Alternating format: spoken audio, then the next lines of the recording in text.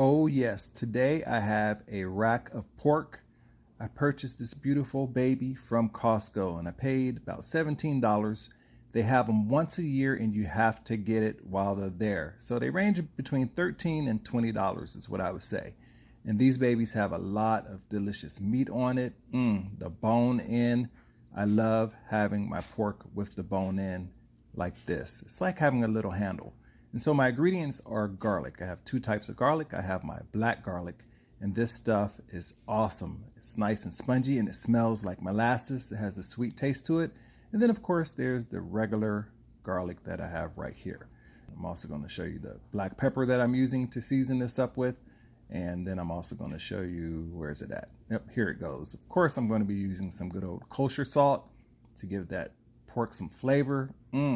Delicious. And then of course I have my herbs de Provence. This stuff is amazing when you're cooking. I spilled some, and I'll clean that mess up in a little bit. I can't believe I did that, but hey, I'm gonna use it anyway. This stuff is awesome. Herb de Provence. All right, so then I also have, okay, here we go. I also have this right here. I have some onions. They call them onions, but I cut them down to the little bulbs because these bulbs pack a lot of good flavor in it. And when you eat them by themselves, it has great flavor. And then I have these baby carrots. That's right. I love baby carrots. They're so healthy for you too. But I don't think they make me see any better because obviously I can't find everything. Oh yeah, and this stuff right here, the duck fat. That's right. If you have never used duck fat, you should start using it because it gives a nice flavor and it makes excellent French fries. Okay, back to the meat. Here goes the rack of pork. Look at it. Layers of fat on it. It's going to give it that really good flavor. And then after that, it's time to season it up by putting some cracked black pepper on it. That's right. Put the pepper on it. Give it that nice little tiny little kick. And then after that, I'm going to add some good old kosher salt. It's going to pull the flavor out even more with the rest of the ingredients that I use. And then after that, I'm going to be adding some good old herb de Provence. That's right. And I'm going to rub it all in really good. Now, I'm not using olive oil to hold it onto there because this holds onto the meat really good. And remember, this is a big piece of meat. So, you don't have to be so scared to use the flavor. And then on this side, another slab of meat. Look at it. It's beautiful. Okay, so I'm just going to repeat the process and I'm going to add some more kosher salt to it. Don't be scared of using the salt. I'm going to add some good old herb de Provence. And I'm quite sure I could use a French accent when I'm doing this, but I'm not. And I'm adding some pepper. And then after that, I'm going to rub it in on there too. Just make sure you rub it in on the sides as well. Now it's time to my Le Creuset Dutch oven. That's right. Now, one thing you want to notice is that with the lid, make sure that the handle can handle the heat. But we're going to cook this low at 260 degrees. And now I'm going to take some duck fat. I love duck fat. I love making French fries with duck fat. Did I say that already? You should give it a try. Get some duck fat first. All right, so now I'm going to put some good old duck fat into the pot. And I'm going to have it on a medium heat because I don't want to have it too hot. Even though the duck fat can handle high heat, I don't want it to start popping. I don't want to, have grease all over the place. So it's at a medium heat. Then when it melts down, I add my good old garlic, my black garlic. I add my good old onions. And then I also add my carrots. That's right, because we're going to do a light saute and a light steam to this because I want this flavor to go into everything in this pot. That's right. So I'm going to make sure everything is coated with the duck fat. But yeah, duck fat has good flavor. It's nicely coated. I'm adding the herb de Provence to it. And then after that, I'm going to mix it in really well. Oh yeah, and I did add some more salt to this too.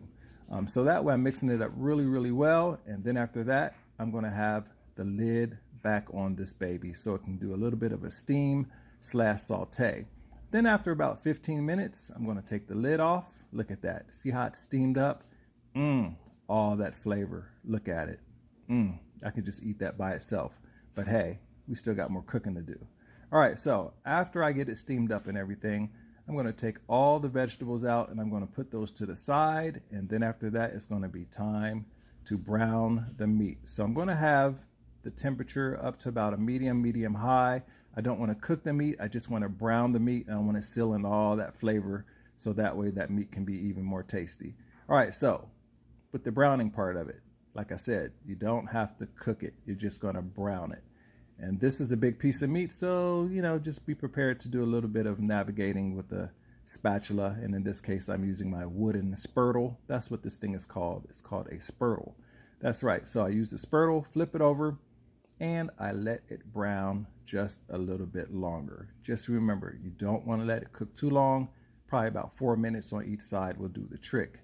Now, make sure you brown the sides of it as well. You want to make sure you brown the sides, because what happens when you don't brown the sides, it doesn't seal in the flavor as good. But there you go. Both sides are brown, and now it is time to add the vegetables. Well, not the vegetables just yet. Here's the thing. I'm using some good old cucumber Saki. It's almost gone, but I have enough to do this.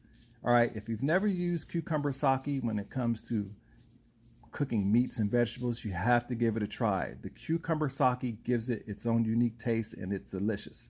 So I add about a cup of the Saki, and then I add 2 cups of pork broth. That's right, 2 cups of pork broth.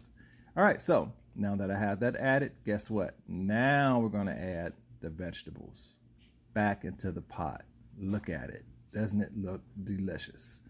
All right, so I add the vegetables back into the pot, and now it is time to put the lid on. And with the lid, here's one thing. I leave the lid partially cracked, just a little bit. I know when it comes to braising meat, some people say put the lid on all the way, but for me, I leave it cracked just a little bit because I don't want the steam to build up too much. All right, so I put it in the oven at 260 degrees, and we're going to cook this until the meat reaches a temperature of about 200 degrees. That's right. So 200 degrees is what my target is for this rack of pork. That's right. Excuse the steam. It's hot inside that pot. Yeah, I love my Dutch oven. I love Le Creuset. Hey, Le Creuset, by the way, if you're watching this, send me some pots. I'll make a really good video for you guys. All right, so let's check the temperature of this real quick. I want to make sure it's at least 200 degrees or very, very close to it.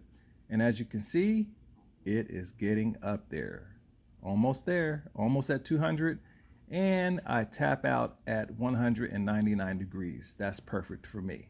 All right, so this took about 3 hours for it to reach that temperature. And now it's time to show you what it looks like. It's time to get this big piece of meat out of the pot. Look at it. Beautiful, isn't it? Look at all of that flavor, all of that seasoning that's sealed onto the meat. It is beautiful. I do have a bone that's ready to come out that you see hanging on there because the meat is so tender. That's right. So let's take a look at it. Let's see what is going on inside this. But first, let me remove that bone, and I put it to the side, and believe me, I do snack on that when I'm done with this. All right, time to cut into it. I'm just cutting the little edge of it because this is a big chunk of meat, and look at it. That nice steam coming out of it. It's moist, it's juicy. Let's see what happens when I cut into this part where the bone is actually in there. Oh yeah, look at it. If you could smell this, you would be smiling because it smells so good. And it's nice and moist, so hey, now you know how to braise meat. Go get some.